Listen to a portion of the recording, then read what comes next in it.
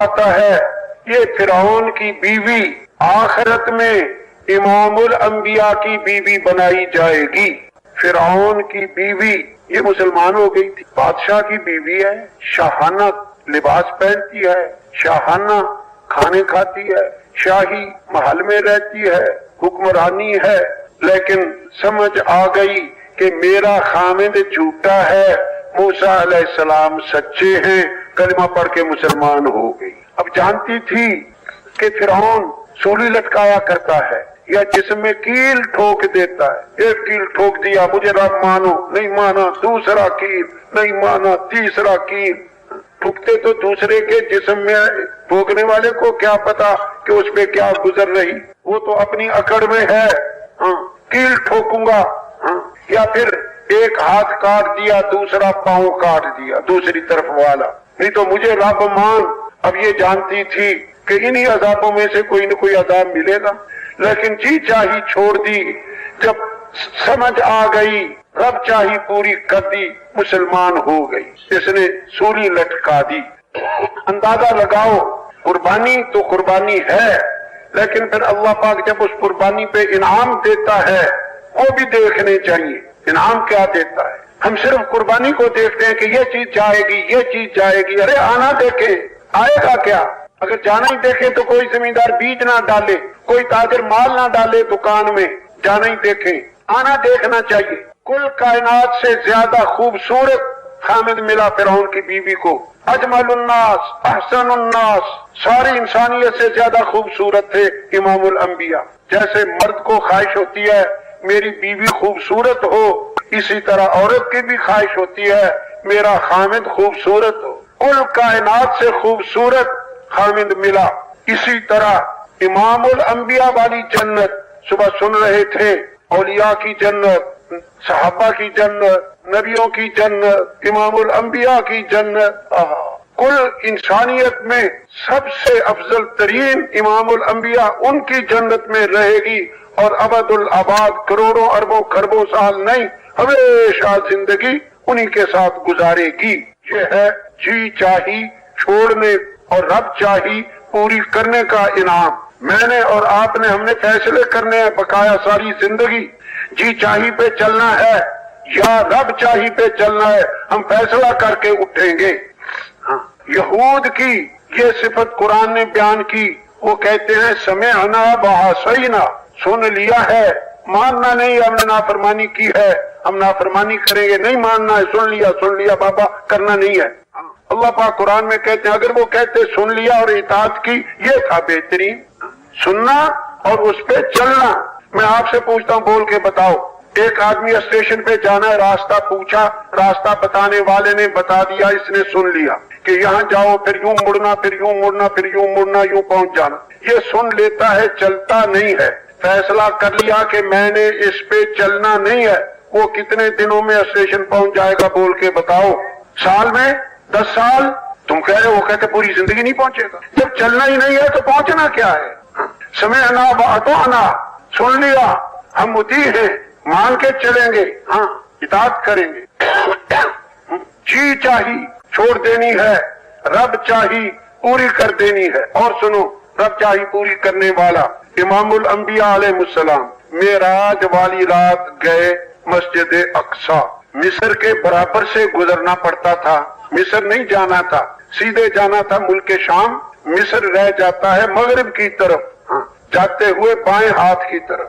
جب مصر کے برابر سے گزرے تو فرمایا اے جبریل، مصر کی جانب سے مجھے جنت کی خوشبو آ رہی ہے۔ یہ کیا خوشبو؟ تو جبریل نے عرض کیا کہ یہ فرعون کی باندی کی قبر سے آ رہی ہے۔ یہ فرعون کی باندی، فرعون کو کنگا کرنے والی، فرعون کی بیوی کو کنگا کرنے والی، معاشطہ کنگا کرنے والی، یہ اس کی قبر سے آ رہی ہے۔ ہزاروں سال گزر گئے، اس کو فوت ہوئی کو ہزاروں سال، اور سینکڑوں میل سے اللہ نے اپنے نبی کو اس کی قبر کی خوشبو سنگھا دی۔ یہ ہے جی چاہی چھوڑنا، رب چاہی پوری کرنا۔ قیامت آنے والی ہے، میں اسے مخفی رکھنا چاہتا ہوں تاکہ بدلہ دیا جائے ہر ایک کو جو وہ کر رہا ہے۔ ہم رات دن کچھ نہ کچھ کرتے رہتے ہیں، کچھ بولنا، سننا، دیکھنا، لینا، دینا، یہ سارا کچھ سوچ کے کرنا ہے۔ ہر ایک کو اپنے کیے کا حساب دینا ہے، کیا دیکھنا، کیا نہیں دیکھنا، کیا بولنا، کیا نہیں بولنا، کیا لینا، کیا نہیں لینا، کہاں بیٹھنا، کہاں نہیں بیٹھنا، یہ سارا کچھ سوچ کے کرنا چاہیے۔ کیوں کہ ہر ایک کو اپنے کیے کا حساب دینا ہے۔ ہم سارے رات دن آخرت کے قریب ہوتے جا رہے ہیں۔ حدیث پاک میں آتا ہے، آخرت والے بن جاؤ، دنیا والے نہ بنو۔ آج عمل ہے، حساب نہیں، کل قیامت میں حساب ہوگا، عمل نہ ہوگا۔ آج وقت ہے اعمال کا، حساب سوچ کر اپنا خود کر لینے کا، اپنا حساب خود ہی کر لو قبل اس کے کہ تمہارا حساب کیا جائے۔ عقل مند وہ ہے جو اپنے نفس کا محاسبہ کرتا رہے، موت کے بعد کے لیے اعمال کرتا رہے۔ عاجز نادان وہ ہے جو خواہشات پہ چلتا رہے اور اللہ پہ امیدیں باندھتا رہے، اللہ پہ امیدیں باندھتا رہے، یہ نادان ہے۔ کیوں؟ اللہ نے بتا دیا ہے، نیک لوگ یقیناً نعمتوں میں ہوں گے، برے لوگ یقیناً جہنم میں ہوں گے۔ تو اللہ عز و جل یہ ساری باتیں اپنے نبیوں کے ذریعے واضح کر چکا ہے۔ اب جو چاہے ایمان لے آئے، ایمان والے نفع حاصل کر لے، اور اگر کسی نے جہنم میں ہی جانا ہے تو پھر جو چاہے کفر کر لے، جہنم میں چلا جائے گا۔ انتخاب ہم نے خود کرنا ہے۔ اس لیے انبیاء علیہ السلام مبعوث ہوئے۔ انسانیت جی چاہی میں لگی ہوتی تھی، جو جی چاہا کھا لیا، جو جی چاہا پی لیا۔ انبیاء علیہ السلام بتاتا نہ کرو، جو اللہ چاہتا ہے، جس سے اللہ راضی ہوتا ہے، وہ کام کرو، وہ کام کرو۔ دو زندگیاں ہیں، ایک جی چاہی پوری کرنا، اللہ کے حکموں کی پرواہ نہ کرنا، ایک رب چاہی پوری کرنا، جی چاہی چھوڑ دینا۔ جی چاہی پہ چلا شیطان۔ اللہ نے کہا آدم کو سجدہ کرو، کہتا ہے مجھے آگ سے پیدا کیا، میرا تو جی نہیں چاہتا، انا خیر من، کافر ہوا، جہنمی ہوا۔ جی چاہی پہ چلا آدم علیہ السلام کا بیٹا قابیل، اس کے حصے میں لڑکی دوسری آتی تھی جو اس کے ساتھ پیدا ہوئی، کہتا ہے میں تو اسی سے نکاح کروں گا، یہ خوبصورت ہے، دوسری سے نکاح کرنے کو میرا جی نہیں چاہتا، تو اسی پہ جہنم میں چلا گیا۔ جی چاہی پہ چلا نمرود، جانتا تھا ابراہیم علیہ السلام سچے، ابراہیم علیہ السلام کا رب سچا، آگ میں ڈال رہا، جلا نہیں رہی۔ ابراہیم علیہ السلام کہہ رہے تم مغرب سے سورج نکالو، رب ہو تو، مبہوت ہو کے رہ گیا۔ لیکن جی چاہی آدمی کو خراب کرتی ہے، جی چاہی پہ چل کے جہنمی ہوا۔ جی چاہی پہ چلی قوم لوط، اللہ نے مرد عورت کا جوڑا بنایا، انہوں نے بے حیائی والا کام، مرد مرد کا جوڑا بنایا۔ اللہ نے زمین کا اوپر والا حصہ نیچے، نیچے والا اوپر کر دیا، پتھر برسا دیے، جہنم میں چلے گئے۔ جی چاہی پہ چلا فرعون، جانتا تھا حضرت موسیٰ علیہ السلام سچے ہیں، موسیٰ علیہ السلام کا رب سچا ہے، کیونکہ اللہ جل جلالہ نے 9 بڑے بڑے معجزے، بڑی بڑی نشانیاں، وَلَقَدْ آتَيْنَا مُوسَىٰ، واضح ترین 9 نشانیاں کھلم کھلی دکھائیں۔ ہر ایک نشانی بتا رہی تھی کہ موسیٰ علیہ السلام سچے ہیں، موسیٰ علیہ السلام کا رب سچا ہے، لیکن جی چاہی کی وجہ سے کہ ہم ان کی اطاعت کریں، ان کی قوم تو ہماری نوکریاں کرتی ہے تو ہم ان کی بات کیوں مانے، جی چاہی پہ چل کے جہنمی ہوا۔ حامان، قارون جی چاہی پہ چل کے جہنمی ہوئے، ہم نے ہر ایک کو اس کے گناہ کی وجہ سے پکڑا۔ جی چاہی پہ چلے یہود، جی چاہی پہ چلے نصارہ، جانتے تھے امام الانبیاء سچے ہیں، واضح نشانیاں دیکھ چکے تھے، ایسے امام الانبیاء کو پہچانتے تھے یہود جیسے اپنے بچوں کو پہچانتے ہوں۔ عیسیٰ علیہ السلام بھی انجیل میں بتا گئے، سنا گئے، علامتیں بتا گئے، لیکن جی چاہی نے خراب کیا، وہ مغضوب علیہم بنے اور یہ نصارہ ضالین بنے، دونوں جہنم میں گئے۔ نمبر 10 قریش مکہ اللہ کو کہہ رہے اگر جو محمد کہہ رہے ہیں یہ تیری طرف سے ہے، یہ حق ہے، تو ہم پہ پتھر برسا دے، ہم اس کو نہیں، اس سے موت بہتر ہے، ہم یہ نہیں کر سکتے، جو ہم جی چاہی زندگی پہ چل رہے ہم یہ نہیں چھوڑ سکتے، اس سے تو موت بہتر ہے، ہم زناکاریاں کرتے ہیں، لوٹ کھسوٹ مال چھینتے، یہ کرتے وہ کرتے، یہ نہیں کہا کہ اگر یہ حق ہے تو ہمارا سینہ حق کے لیے کھول دے، یہ نہیں کہا، ہمارے اوپر پتھر برسا دے۔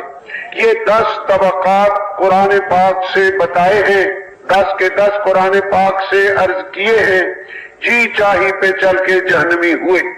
میں بھی فیصلہ کرتا ہوں، آپ بھی فیصلہ کریں، ہم جتنی پہلے جی چاہی پہ چل لیے اللہ وہی معاف کر دے، آئندہ ہم رب چاہی پہ چلیں گے، رب کو راضی کرنے کے لیے اپنے جی کی چاہتے قربان کر دیں گے۔